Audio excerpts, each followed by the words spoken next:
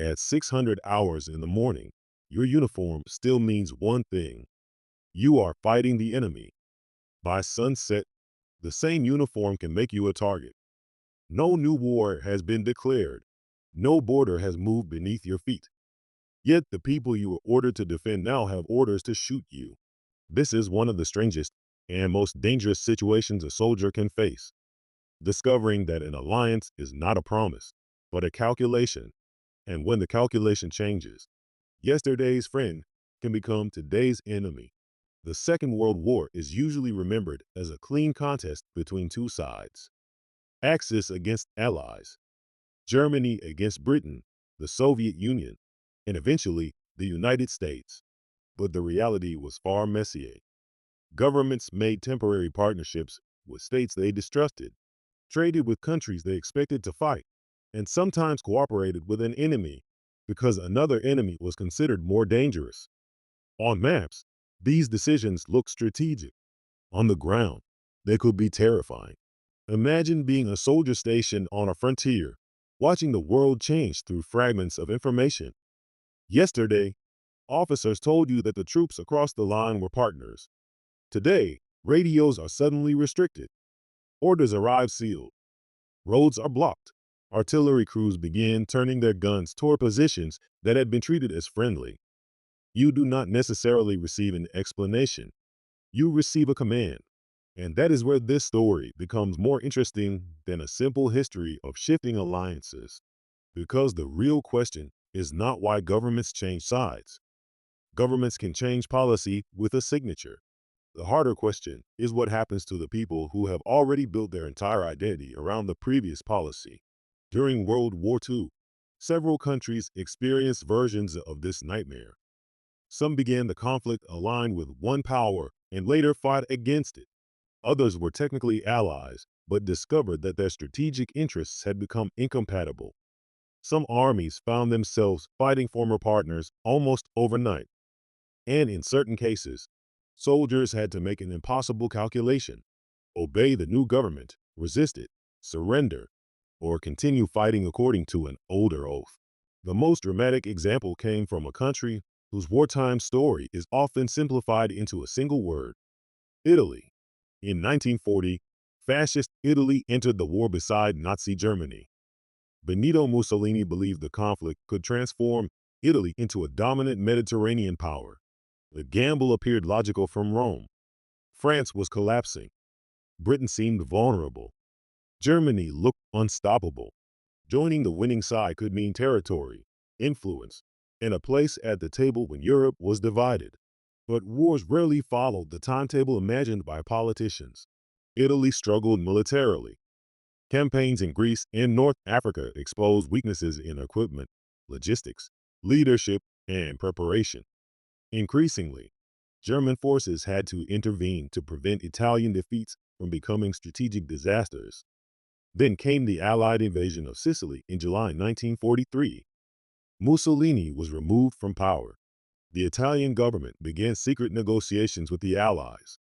And suddenly, the country that had spent 3 years fighting Britain and the United States was preparing to abandon Germany.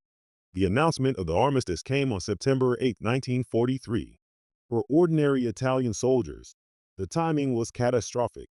Units were scattered across Italy, France, the Balkans, and the Aegean.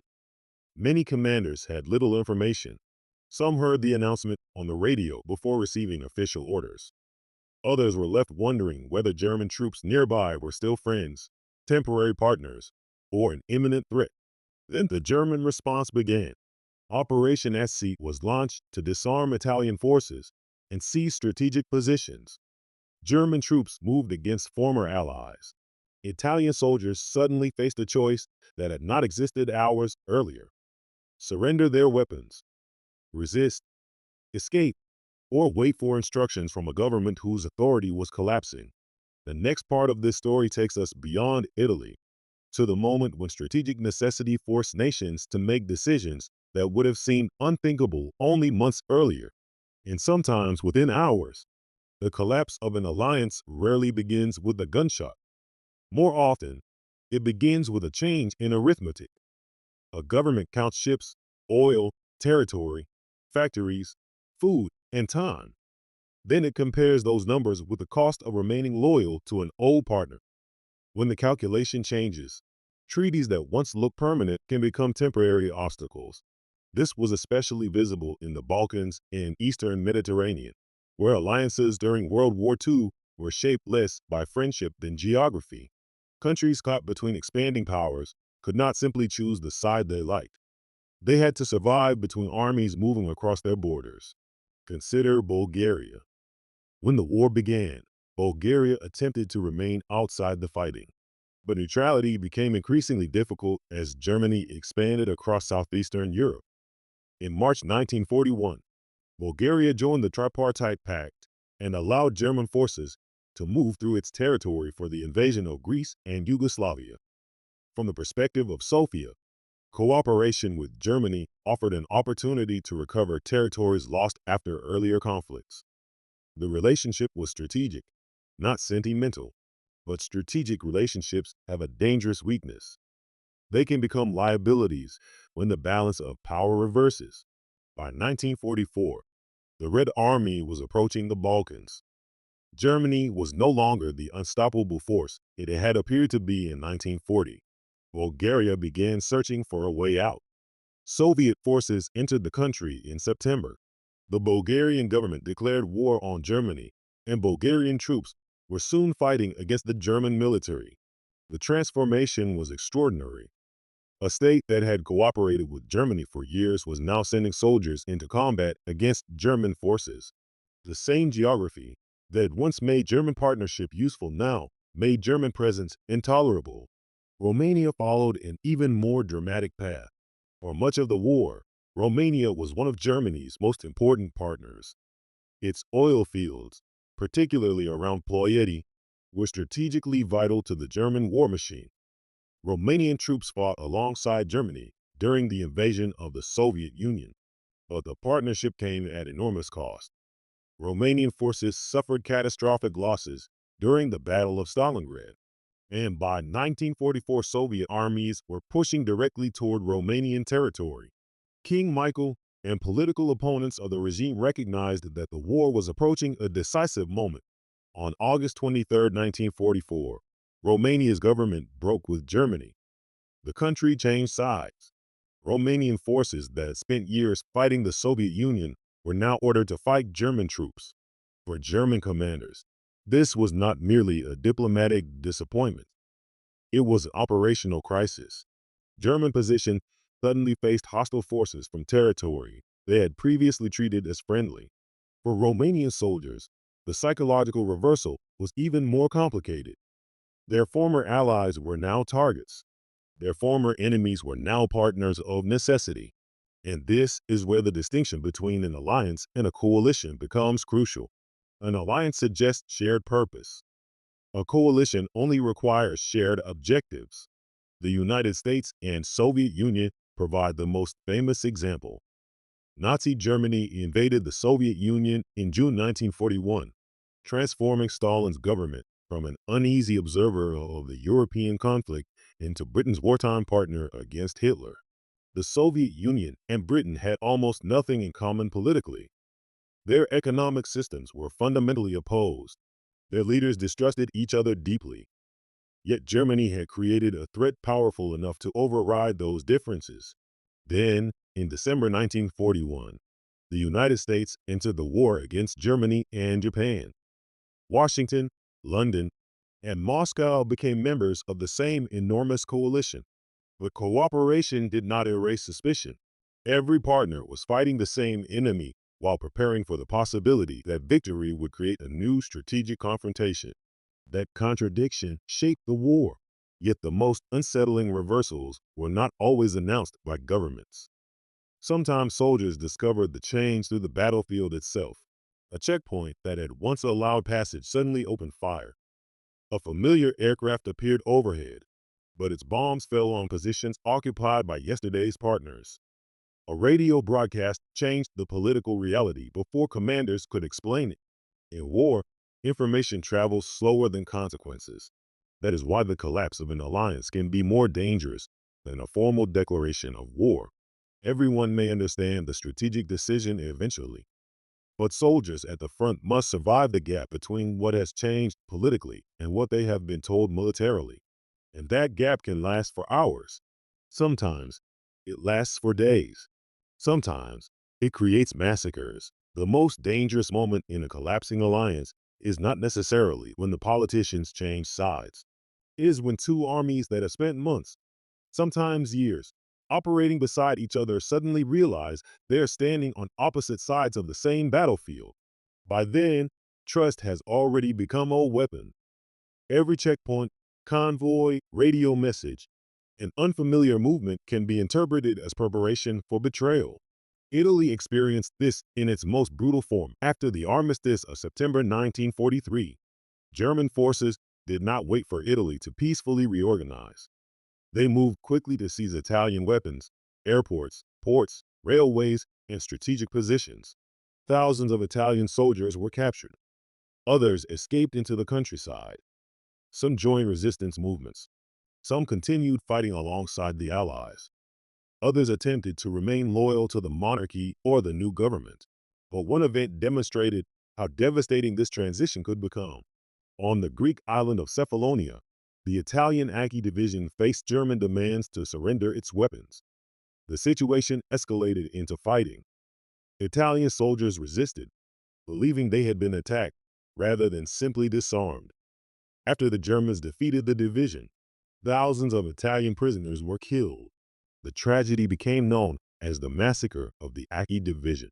What makes the episode so disturbing is the speed with which the political relationship collapsed into violence. These Italian troops had not arrived in Greece expecting to fight Germany. For years, German and Italian forces had operated within the same broad military system. Suddenly, the relationship had become one of enemy and prisoner. And there was another problem. International law, military discipline, and personal loyalty did not always point in the same direction. A soldier might believe an order was legitimate because it came through the chain of command. Another might believe the government issuing that order had betrayed the nation. A third might simply want to survive. In the confusion, the definition of duty became dangerously subjective. The German occupation of Italy also produced another extraordinary reversal. Italian forces that had once fought against Allied troops now found themselves divided between competing Italian governments. In northern and central Italy, Mussolini was rescued by German forces and installed as the head of the Italian Social Republic, a German-backed fascist state. Italian soldiers were recruited into its military and security forces. In the south, the Badoglio government cooperated with the Allies and declared war on Germany.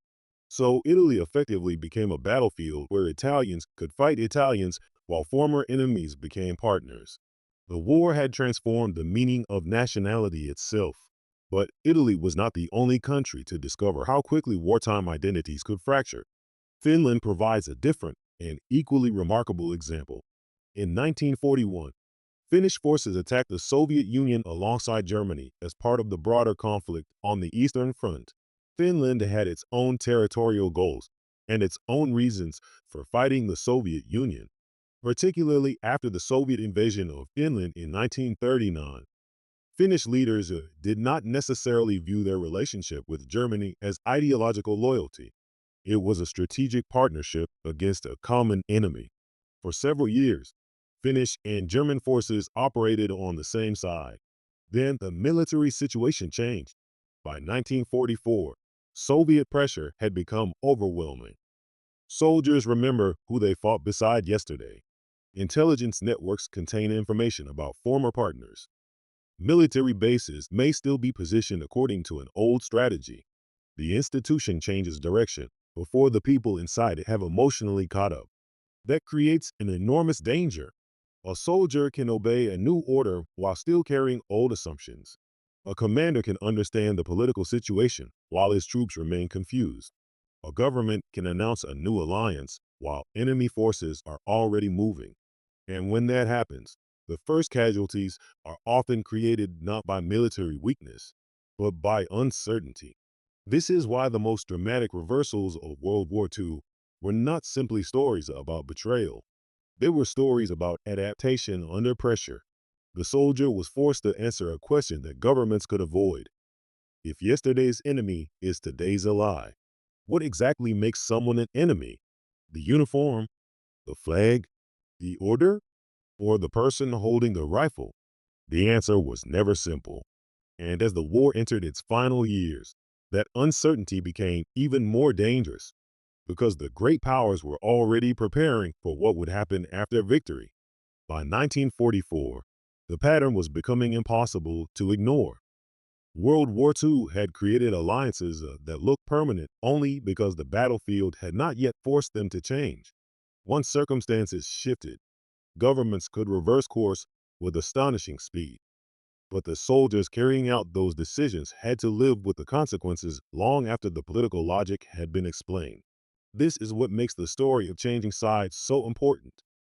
It exposes a truth that is often hidden by maps and arrows. Wars are not really fought by countries.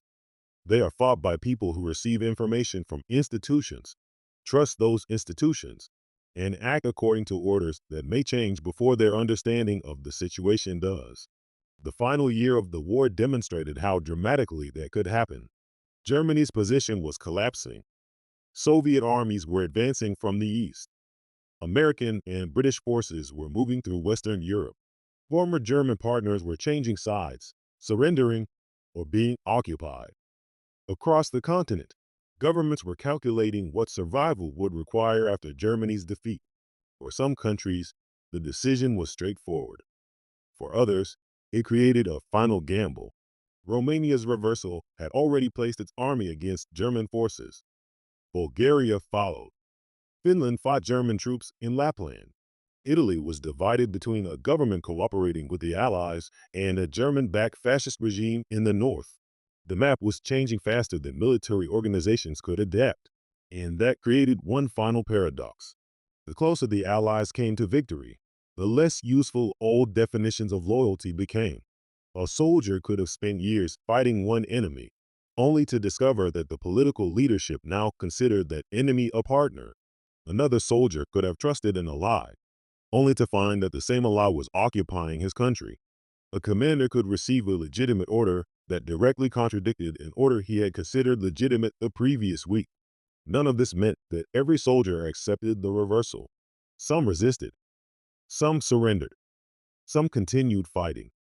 Some joined underground movements. Others followed whichever authority seemed capable of protecting their families. History often compresses these decisions into a sentence. The country changed sides. But countries do not change sides as neatly as sentences suggest. People do. And people carry memory. That memory mattered enormously after the war. Former allies became political enemies in the emerging Cold War. Soviet influence expanded across Eastern Europe.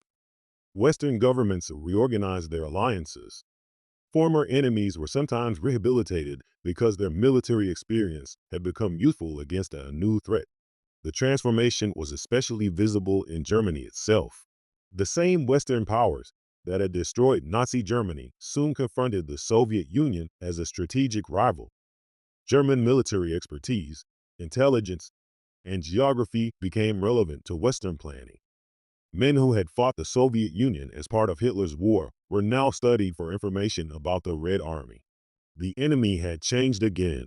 This does not erase the crimes of the Nazi regime or excuse collaboration. It reveals something more uncomfortable. International politics can separate moral judgment from strategic necessity, sometimes with brutal efficiency. The lesson is not that alliances are meaningless. It is that alliances are conditional. They survive when interests overlap. They weaken when interests diverge. And when the pressure becomes extreme, governments may choose survival over consistency. For the individual soldier, however, there is no spreadsheet showing the calculation. There is only the order. That is why the most haunting question of World War II is not simply who was on which side. It is how ordinary people were expected to recognize the correct side while history itself was moving beneath their feet. At 600 hours in the morning, a checkpoint can be friendly. By noon, it can be hostile. The road has not moved. The weapons have not changed. The people standing behind them may even be wearing familiar uniforms. What changed was the decision made somewhere far away, and that decision can turn loyalty into betrayal, cooperation into combat, and yesterday's ally into today's enemy. World War II was a war of armies, factories, aircraft, ships, and economic systems. But beneath all of that machinery was a human assumption that the person giving you an order knows who you are supposed to fight. Sometimes they did, sometimes they didn't, and sometimes they knew perfectly well that the enemy had changed. They simply had not told you yet. That is the real danger of shifting alliances. The battlefield can change in an instant, but human understanding takes longer. Governments can redraw maps overnight. Soldiers still have to wake up the next morning and decide what those new lines mean. And that is why the most terrifying moment in war may not be when the enemy appears. It may be when you realize the enemy has already been standing beside you. The most dangerous enemy in war is not always the one across the battlefield. Sometimes it is uncertainty itself, because when alliances collapse, soldiers are forced to discover how fragile the words friend and enemy can become. If this story changed the way you see World War II, don't just remember the battles. Remember the decisions behind them, the calculations, compromises, fears, and sudden reversals that changed the fate of millions. And if you want more documentaries that uncover the hidden logic behind history, war, business, and power, subscribe to the channel. Because the next story may begin with an ally and end with an enemy.